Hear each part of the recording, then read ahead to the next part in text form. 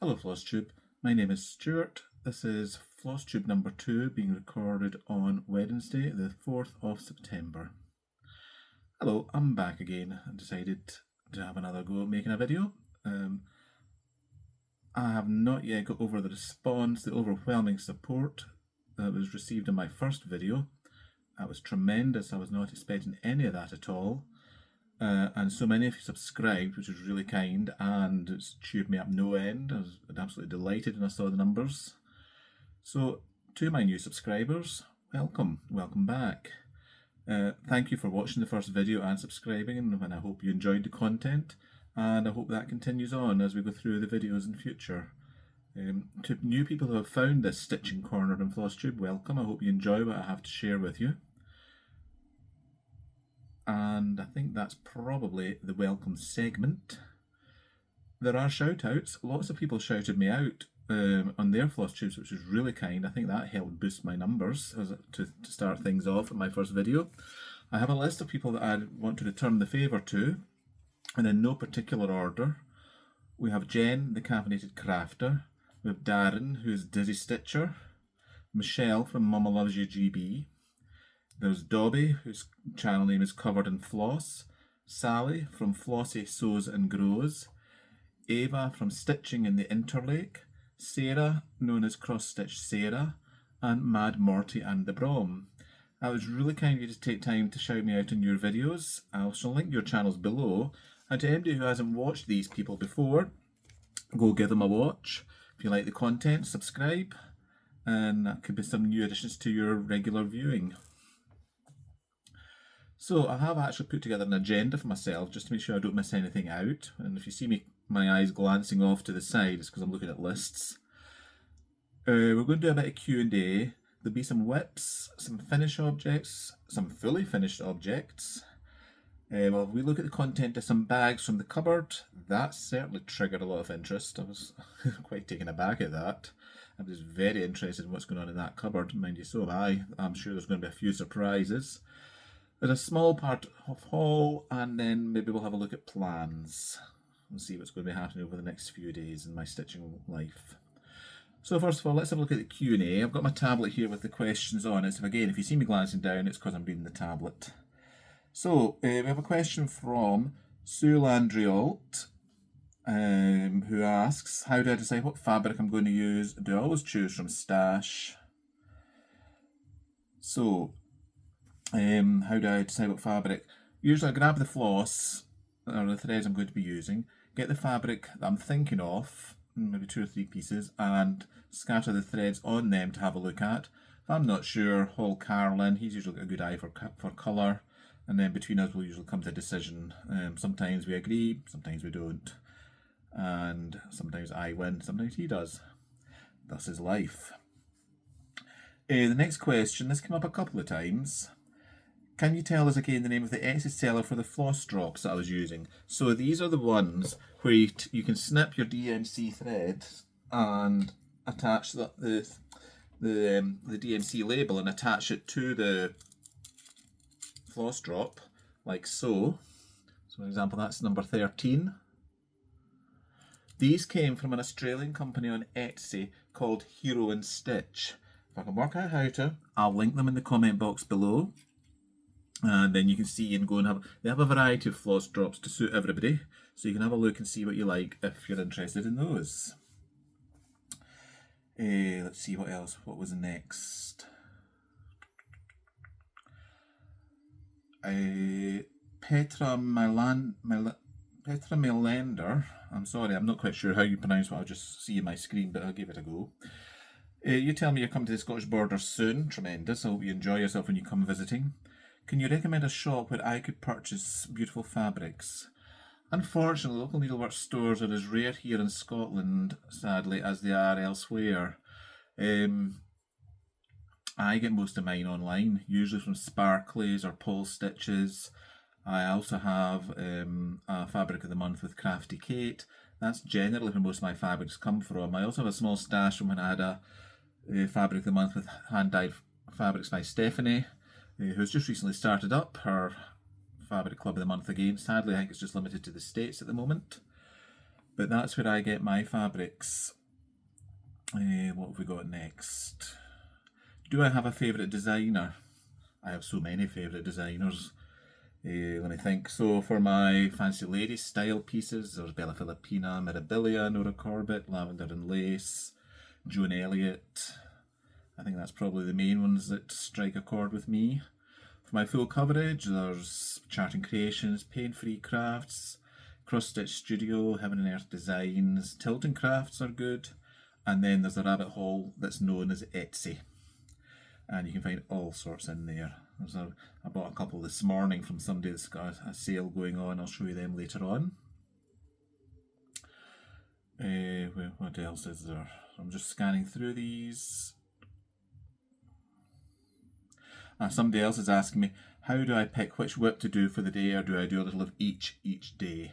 So it's certainly not a little of each day, because that would only give it 2 or 3 stitches in my vast number of whips, the number of which will remain a mystery. It is to me.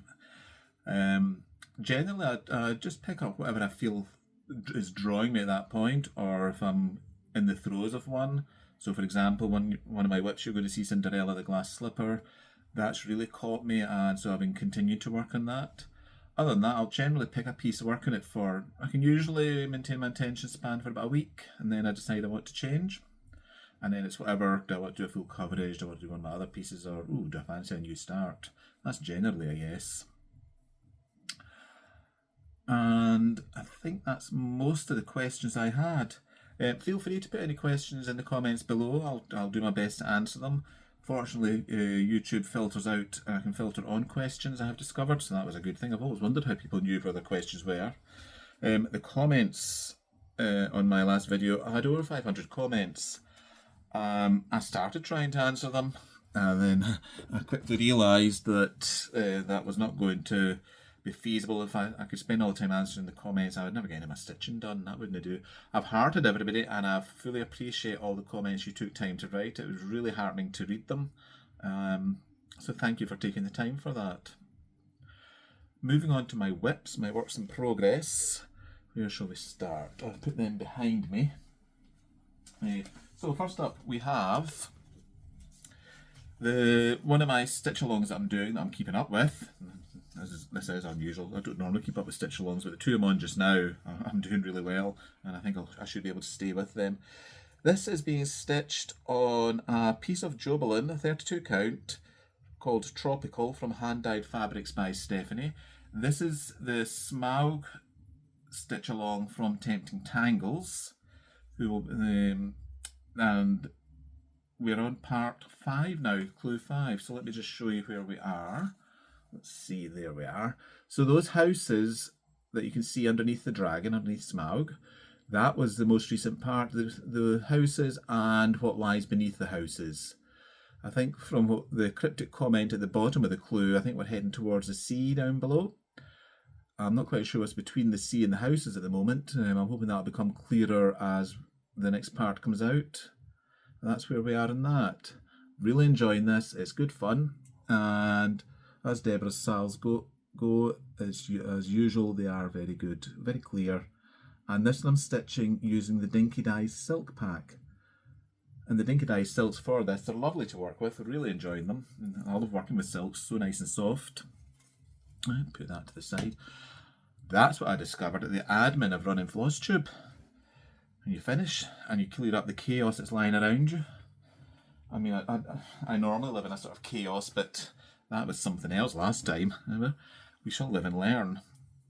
The next whip I want to show you, this is the other stitch along I'm working on. This is the one from Satsuma Street, and it is called Monster House.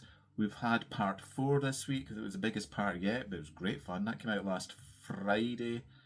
No, a week passed on Friday, and that took me through till about Tuesday or Wednesday to finish. But it was such great fun. I really enjoyed it. Well, there's a needle. Where did that come from? Oh, well, story of my life. Always finding needles.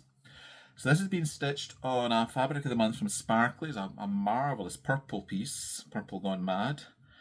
And let's see where we are. So this tower, this steeple, that's what came out as the most recent part. So we've got what I would affectionately refer to as Madame Mim in her cauldron, and then La Comte de Lugosi hanging upside down. The tower, that tower was so high I was getting giddy stitching it. Tremendous fun though, I love it. This is such a fun piece to be stitching on. If I take it back, you can straighten up, straighten up.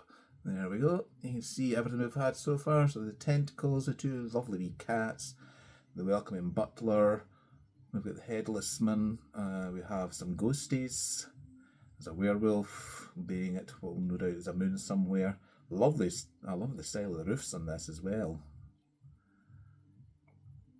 So the next part of this will be out this weekend, part 5, which is going to be a bit, I think we're kind of getting back maybe to the normal size of the parts. This is so big it's struggling to get into the screen. There's a bat at the top and a skull as well. So great fun, loved this.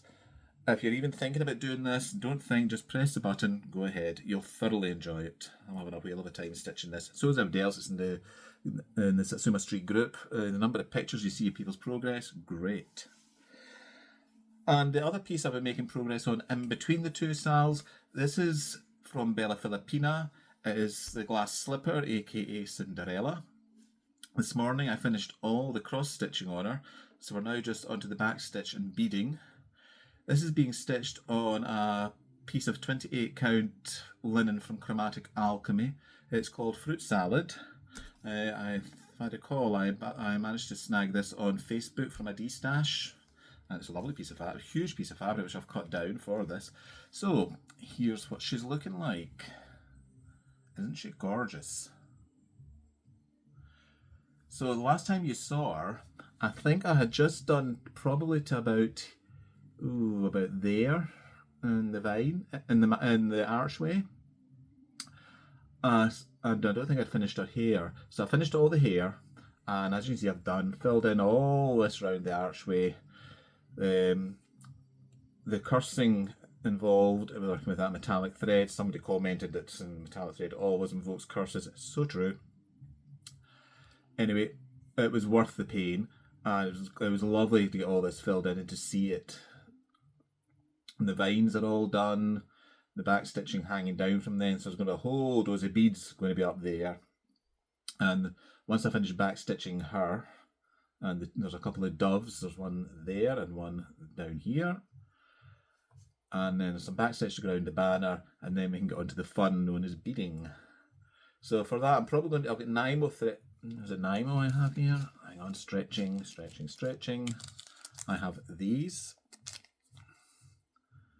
So to save me changing colour of thread with every colour of bead I'm using, I will just use that and work my way around the design and get all the beads in, and then she'll be finished. I'm hoping to have her finished within the next probably a couple of weeks in between the two sals. And I love her. I think she's gorgeous. It's the first one of these fairy tale princesses I've done from Drin, and she's a star. I love everything about her. So there she is. So hopefully, maybe the next time you see her, there's certainly beads on her. All the beads might be on her. We shall see what happens. So that's all the whips I have been working on since you last saw me. I'm just find somewhere to put this so that it doesn't out my way. Sorry, probably out of camera there, but I'm back. Yeah, that's all the whips I've been working on since last you saw me. There's another one in this room that I'm sitting in. This is one of our front rooms. Both Carl and I use this room for our laptops, and I have managed to encroach some of my stitching into this room. Generally the kind of things that are in my current, for want of a better word, rotation. It's not really as formal as that. It's kind of things that I'm picking up to work on and then putting down again. So I thought I'd pick one of them up and let you see. It's one of my full coverage pieces. And this one is just stretched into my tablet to the side. I'll pull up Pattern Keeper. This one is called What Lies Within. It's a story keep, which I started. I'm doing this on an 18 count, which is unusual for me in full coverage. I don't normally do full coverage on 18 count. But I thought I'd give it a try. So I've heard people talk about it and say they liked it. I thought, I'll try anything once me. So I had a nice big tablecloth of 18 count, and I thought, well, let's put it to good use. So this is what the design will look like when it's done, minus the glare from the Mickey Mouse lights. I don't know how well you can see that. It's basically a cat looking rather inquisitively down from the top of a pillar at the bottom of a set of stairs leading up to an open door and begging the question what lies within. So, this is where we are. Just let me grab hold of these threads before they will go trotting everywhere. Right, that shouldn't do this. Right, so let's see, trying to get this in camera. There we are. So we've started, this is the tower, the pedestal that the cat's sitting on. We haven't reached the cat yet, he's up, she or he is up there somewhere. These are the steps to the side. It's actually very, when you're stitching on this and you're looking at it through the magnifying glass, you don't really get the effect. But now that I'm looking at it in the camera here, it's actually looking no bad. I can see steps, and there's a wee pool of light at the top there. So we're not quite halfway in this yet, but for 18 count, I'm really pleased with how it's looking. I'm doing it 2/1 on 18 count. And I'm parking in this one. I started parking again. Hello, Jen. I suspect that was your fault. I used to park a lot, and then I decided to try something different. So I went for cross country within a page. I wasn't daft enough. No, I wasn't brave enough to go for extreme cross country. Within a page was about as much as I was prepared to try. And now I've gone back to parking. And I like parking because I like seeing it completing as I go along. I'm doing it almost like Royal Road to a certain extent, in that I'm doing 200 up or 20 up, 10 across for each tower. So I work from the bottom up, so I don't know what they call my ones. But that's where we are in that. I'm not quite sure when that'll come out to play again, but I thought I would just share it with you as one of my full coverage pieces. And my threads are being organised on these lovely plastic bobbins. These are great for keeping things out of, under control, out of the way. So these I saw somebody, I've seen a few people using them now on Flosstube, and once I inquired about them, I discovered Amazon, and off I went to get them. Always like something now, wee gadget or something to help me out, and who doesn't like it an Amazon delivery? I got one today. Those who know me will not be surprised to know that package contained gin, which will be sampled later on probably. Right, that's the whips for the time being. There'll be more whips when we come to the bag section. But I thought I'd haul out some, start also showing you some of my finish objects that I have that aren't framed yet. I tend not to get out of framing things in a great hurry, so some of these have been around for a few years. If you follow me on Facebook, you've probably seen them. Something just dropped. Threads.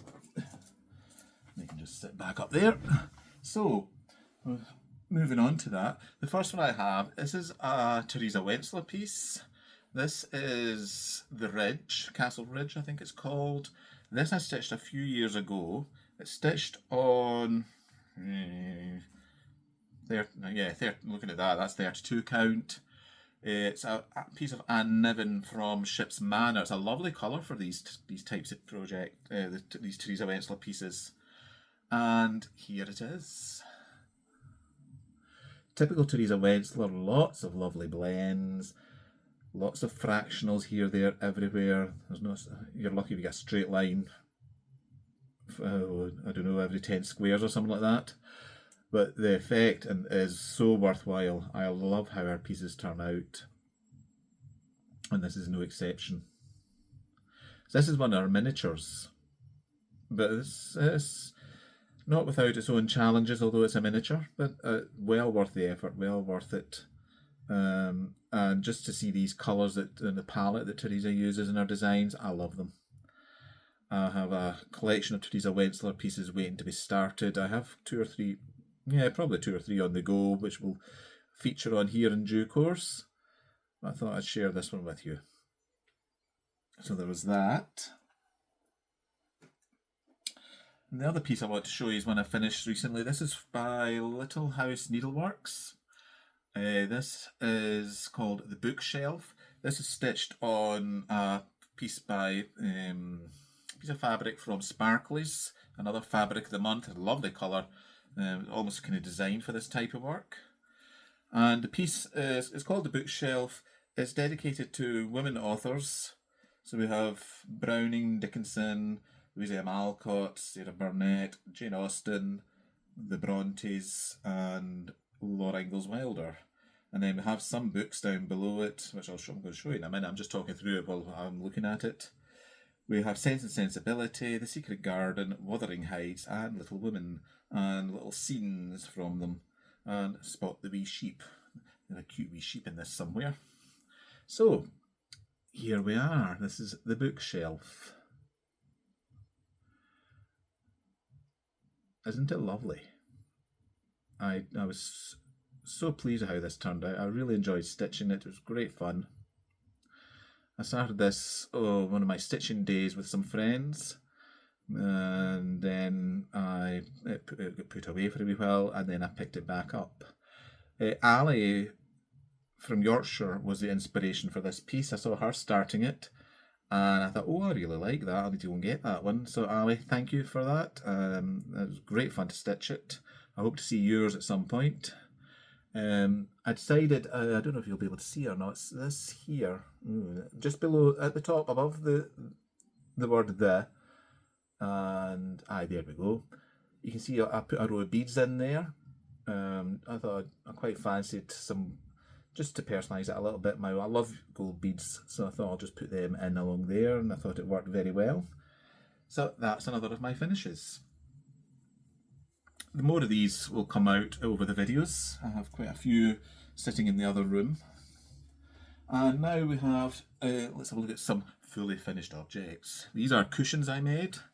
Last year, Amanda, who's known on here as Alba Stitcher, started up a sal for doing monthly Quakers. The monthly Quakers from Wendy, I can't remember the name of the charts now. The lass's name is Wendy. No, it's gone blank. If I remember, I'll link it down below. But anyway, I did a Quaker. Those of us who were in it, we all did a Quaker every month, January to December. I was never so glad to get to December last year when I got to that. I really enjoyed them at first, and I did enjoy stitching them all. It was good fun. It was fun doing stitch along with everybody else that was doing it. But oh my, they are not small. They look small in the charts, but there's a lot of stitching going on in there. I was kind of Quakered out after that for 2 or 3 months, but I'm now getting back thinking, oh, Quakers again. I have started Rosewood Manor's Autumn Quakers, which I'll show you at some point. But I thought I'd share a couple of these I've been turning into pillows. Each month I make a pillow for the next month, so last weekend I made September's one, turned that into the pillow. So I thought I'd show 2 that I've done. So here's May. It's all nicely stuffed. Some fabric from my fabric stash on the back. I think that's probably a K Facet fabric offcut that I had. So there was that. These were all done on 20 count Aida. First time I'd used 20 count, and I loved it. I thought it was great. It was one was, I can't even remember the colours now. They were all kind of brown neutral, but they were lovely to work on. I really enjoyed it. I would use that again. So that was May. And here was the first one. This was January. I still remember stitching this when I was working on it. Last January. Started at the 1st of January. So when I was doing these last year, I thought I'll spend half an hour each day until it's finished. And that worked sort of January through to March. And then after that I decided, okay, I'll just do these at the start of the month until they're finished. And that actually worked out better for me. That took usually about 4 days of stitching on them just to get them done. So that's January, and again some anonymous fabric on the back. Not sure what that was, where I got it from, probably from making a bag at some point. But there we are, all nicely stuffed. So that's some finished objects. Just look at the time, we're 25 minutes. It's not bad. Right, now the section that people seem to be very interested in, what's in the bags? Well, I've hunted 3 bags out. I have had a wee look just to see what I'm limits in for with these, and it was a surprise on 1 or 2 of them. So, first one, again, this is one of my bags that I made. Lovely fish, cheerful sea, under the water scene, with a zip that works. And this is one of Jacob's from Modern Folk Embroidery. This is a Verlanda sampler, AKGIT, 18 something. 33, can't read backwards. Lovely. And I got the floss for this from Caroline at Evertotes. They recommended Roxy floss. I thought, oh, might as well just treat myself. So we have lots and lots of that. It's called Verlanda. It was designed specially for this piece. And let me show you where I am.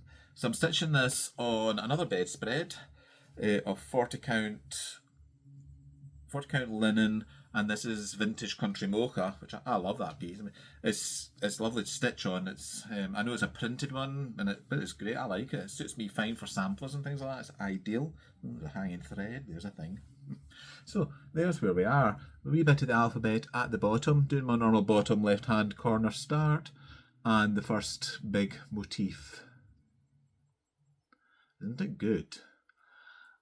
And it's stitching up so nicely with that floss on the 40 count. And thank the Lord for magnifying lamps. It's 40 count. Oh, I can't even see that. I know there's holes in that fabric, but part of that is because I just know they're there, as opposed to I can see them. So there's that. Let me just put that away, or there is going to be all sorts of chaos afterwards. Right, so put that one to the side. And the next bag we have. So the bags in the cupboard, it's a mixture of whips. It's also stash. So there's stuff in there I've put in bags just to keep it tidy, keep them together, and then I have a rough idea when I can remember what I put in which bag for the stash. The whips, well, that's another story. It's usually a bit of a surprise, and I go looking. I tend to have to rummage through them all to find what I'm looking for. I know it's in there somewhere. So this bag we have. This is stash. This bag. So there's two things. Well, I'm saying two. There's two sets of things in it. So we have, first of all, Pansy Patch Quilts and Stitchery are brought out a series of charts. Wisteria House, with the Wisteria Lane series, which I thought these are lovely. So I've bought the first 7 of them. So, and 8 and 9 I think were just released at the recent Needlework Online market. So I'm waiting for Arts and Designs to say that they have them on their website. Arts and Designs is the most wonderful online company based here in Scotland. They're actually based in Dumfries, where I used to live, and their service is second to none. If you order in the morning, 9 times out of 10 it's going to cross your doormat the next day. Amazing. And they're such nice people. I've been lucky enough to meet all three of them. I've met Julie, who's based down south, and her mum and dad who are based in Dumfries. Julie runs a pop-up shop at the Scottish Stitching Retreat. Amazingly popular. I'm saying amazingly. I mean, as soon as she arrives and it's all there, it's like locusts descend. Amazing. And they're such nice people. So I thought I'd just show you the pictures of these. I took them out of their wrapper so there's no glare. So we have the first one in the series. This is called Wisteria House. I first saw these and I saw the name. I was thinking, Desperate Housewives? Who's done a chart for Desperate Housewives? But then as I went through them I realised no, it's not so much. Then we have the Beekeeper's House. These are in numerical order. I like things in order to a certain extent. This one is Peony House. Next one is Foxglove House. We then have Sampler House. There's only 2 more to go. You're getting twitchy. Patisserie House. That sounds a nice one actually. I wouldn't mind visiting there myself. Swiftly followed by Cappuccino House. Aren't they lovely? And when they were designed, I don't know the lady's name who actually is the design. Oh, designed by Laurie Pingelli. I just see it on the back. Read the chart, sure. Read the chart. She used the same thread palette for each of the charts, so I went and ordered all of them. I ordered them from Peakside. It's a mixture of Gentle Art, Classic Colour Works, and Weeks Dye Works. And let me organise this a little bit. Here's the palette. Let me just run my fingers through that. Never miss an opportunity. Aren't they lovely? So I'm looking forward to starting these. I might stitch them all in the one piece of fabric like I did with my Quakers, but I'll then cut them up and turn them into wee cushions. So that's in the bag. Now that bag also contains something else. I thought it only contained the Wisteria Lane, but oh no. It has another chart in it. This is Plum Street. I'm a recent convert to the Plum Street samplers. I only started stitching these about 2 or 3 years ago, and I do like them. There's such a variety of charts that Paulette does. This one, I love this. I love the fact there's a witch riding in a bird. It's just so funny. This is Goody Grimwood. You see this witch here sitting on top of the bird, on top of the house. Now, I can't remember. I think it was Jessie Marie that I saw doing this when Jessie Marie does stuff. And I thought, oh, that looks fun. So off I went and ordered that. And these are, yes, there's not too much, there's enough glare, but nonetheless, that's the threads for it. These are the fancy threads. These are all Weeks Dye Works by the look of it. And there's a couple of 3 DMCs as well in there, so that's all done. So I'm not sure when they're going to get started yet, but they're ready whenever, because I do need to worry about fabric. I've got more fabric than you can shake a stick at, for want of a better term. That bag. That's another one of my bags. I think this fabric came from Quirky Cottons. Nice purples and mauves. So I like that one very much. And something different on the inside. Some stars in the sky. So there we go. I'll put a link down below. Somebody asked me. It didn't pop up as a question for some reason. Hey ho. But somebody did ask me where I learned to make my bags from. It was Elizabeth Ann Can Stitch. She has 2 tutorials on here. I'll try and link them in the comments. There's one for the fully lined fabric bags, and she also does them for the vinyl bags, and they're really easy to follow. That's how I learned to make my bags. And then we have the last bag. Isn't that good? Love that fabric. This is a big bag, and it contains 2 projects. So let's see what we're going to start with first. The one that's not tied up in a bag. I think I printed the picture for that. I did print the picture off. That's fine. So this is a piece by Lindy Stitches, by Stephanie at Lindy Stitches, called Birds to the Bows, or Birds to the Bows, depending how you want to say that word. I'm joys of the English language. But that's what it's going to look like when it's finished. And I have a start on it. There's a whip. Yes, it is. So the fabric I'm using this time, again, is a 32 count, a Jobelin from Stephanie Hand Dyed Fabrics, and this one is called Apple Blossoms. It's rather nice, this colour. And we're in the bottom left hand corner. Surprise, surprise. And here's what we're looking like. Let me just kind of organise this a bit. There we go. Isn't it nice? The colours are lovely. So there's that. So that's in that bag. That was a bit of a surprise. I wasn't expecting to find that in my skulls bag. The second piece is in there, sort of makes more sense to be in there. Let me just get that out. I also found my DMC Kona Doom when I was in this bag. I was wondering where that was. I don't know why I was looking for it, but courtesy of Amazon. I'm not quite sure why it's in this bag, to be honest, because there's none in here that's got a lot of black in it. Right, where was this other project that's in here? I saw it earlier. I was in this bag. It says. Oh, aye, here we are. Hiding at the bottom. So, this, again, I don't have a picture for this one, sadly, of what it's going to look like when it's finished. If I can work out how to do it, I'll take a screenshot from my laptop and put it in here. That's editing. Ooh, that's scary. If I can work out how to do that, it'll happen. But this was a sal some years ago that Deborah did. The Great Cheshire Pumpkin, or Great Cheshire Pumpkin Moon, I think was it. I don't have the tag for the fabric, but it looks like a 32 count Murano fabric, which would have come from Stephanie again, because I think that when I was doing this, I think she was the only person I was getting my fabric from. It's a lovely Halloween one, but I haven't even finished the top row yet, to my shame. And this is from 2018, I think. So there we go. Again, it's great fun. That witch, I think she's brilliant. I love her hair. And we've got the moon coming in with some ghosties. We've got the top story of the house. Isn't it fun? So that could be getting hauled out again at some point in October. We'll see. See what time there is for that, for things like that in October.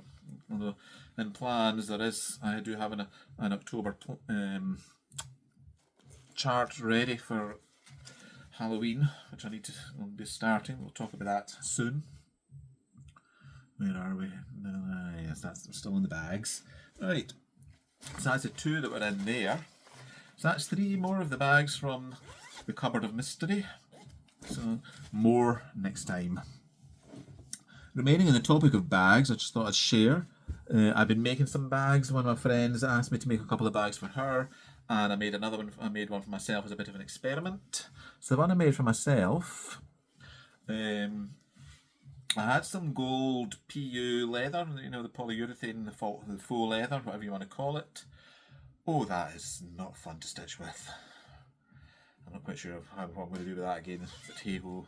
So, this was the bag I made. Nice summery bag, lots of parasols. So that was the easy bit at the back. Yeah. Then we get the front. See this stuff? Aye, that was fun to work with. It's on. It's not. No.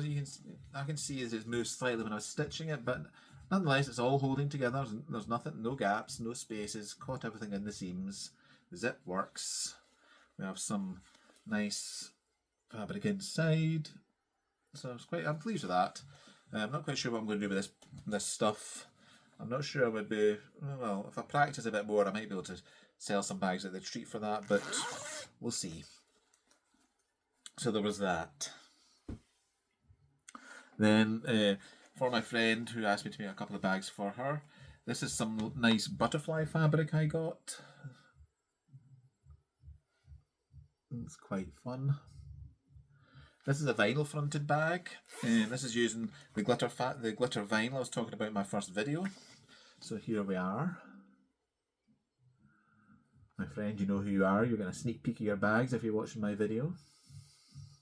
And so is the rest of the world. So there's that one. Again, this is made following the steps in Elizabeth Ann's tutorial. And then this one, same fabric. This is a fully fabric one. And this is my first venture into attaching lace trim. Because some people had mentioned to me that they would quite like bags with lace trim added. So there's that. Again, I found a video on Flosstube that showed me. There's a lovely lady on Instagram who sells these type bags made with lace, and I bought one from her. One because I liked it, but 2 I wanted to see if I could work out how she'd done it. But no, I couldn't quite get my mind around how that had happened. But then I found a YouTube video. YouTube is a wonderful thing that showed me how to do it, and this was the result. So there we are. Pleased with how that turned out. Hopefully the recipient is going to be as well. So that's the bags. Haul. Moving on to haul. Oh, nearly 40 minutes. Says to Carl, says I'll be lucky one with 25 minutes. He says, not the way you talk. You'll be there forever. He's downstairs again in the garage, doing whatever he does in the garage. It is, I think it's just weights on the bike. I hear the music, so he's doing something. I got my monthly fabric from Crafty Kate. She had some supply issues with Zweigart, so the July piece came out late. It came today with the August one, but that was fine. For me, there was no problem with that. It's not like I'm short of fabric or pieces to stitch, so I wasn't standing champing at the bit for it. So we got this one. How best to show it. Oh, aye, yes, it's coming over nicely. That's actually looking true. If what you see is what I'm seeing in the camera, this is fairly true. a nice, interesting. I'm not quite sure what I would do in that, to be honest, yet. I can possibly a mermaid, actually, one of the Bella Filipina mermaids, or one of Nora's mermaids from one of the Mirabilia ones. I've got the Queen Mermaid, actually. That's a possibility. That just came to mind. We shall see. So there was that one, and then next one, which I love. Wait till you see this beauty. These are both 28 count linen. That's what I get from Crafty Kate. So this was the August fabric of the month. This is gorgeous. Isn't that amazing? Purples and pinks. Nice mottling. It's a nice kind of Halloweeny one, possibly. Something like that. What do you think? Leave your comments below. Tell me what you think of that. So that's my physical haul. There was another purchase. Have I got that on this table behind? Oh yes, I do. Here we are. So last week, my friend Amanda, Alba Stitcher, had posted a picture of a nice Halloween chart, and in my innocence, I went and clicked and said, "Oh, that's nice." I commented like that. Well, 5 minutes later, message pops up. Do you fancy doing a sale in October with us? Says I'm planning to start on the 1st of October. Who am I to say no? So off I went, bought this, got it from Etsy. It's by Doreen Jones, and it's called "'Tis the Season." And here's what it's like. I like Halloween. You might have spotted this, but isn't that fun? So Amanda and I are planning to start this on the 1st of October. I have fabric somewhere. I've got some fabric options to look at, and I've certainly got plenty of threads. So this will be a good start on the 1st of October. So there's that. So that's part of my plans.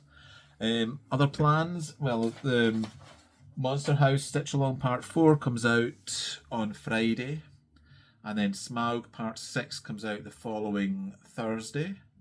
So I'll be working on those, and in between that I will be working on Cinderella with the aim of getting her finished. Once she's finished, the game's a bogey at that point. I'm not quite sure what I'm going to do after that. I'll see what's drawing me. Probably a full coverage, I think, is what's in my mind. I might pick up one of my full coverage pieces, and come the 1st of October, of course, I'll be starting "'Tis the Season" there, that I was just showing you. I'm trying to think what else I want to talk about. I've come to the end of my list. That was the plans. We've gone over everything. I think that's it for this video. So thank you for joining me in this. Thank you for spending your time. I hope you were stitching, and interested to know what you were stitching while you were watching me. And now that I'm onto my second one, there will be a third and a fourth. At the moment I'm thinking probably round about every 2 weeks or so. At the moment that seems to work, since you have to only one gap of 2 weeks. We'll see how that goes. I'll finish this recording and then I'll go in and see if I can work out how to add my notes at the bottom of it for the links I want to put in. And if I can do it, I'll see if I can get a picture of the Cheshire Pumpkin Moon one in at the right place. It might appear somewhere. We'll see. But anyway, thanks for watching. Take care, and I'll see you soon again. Bye.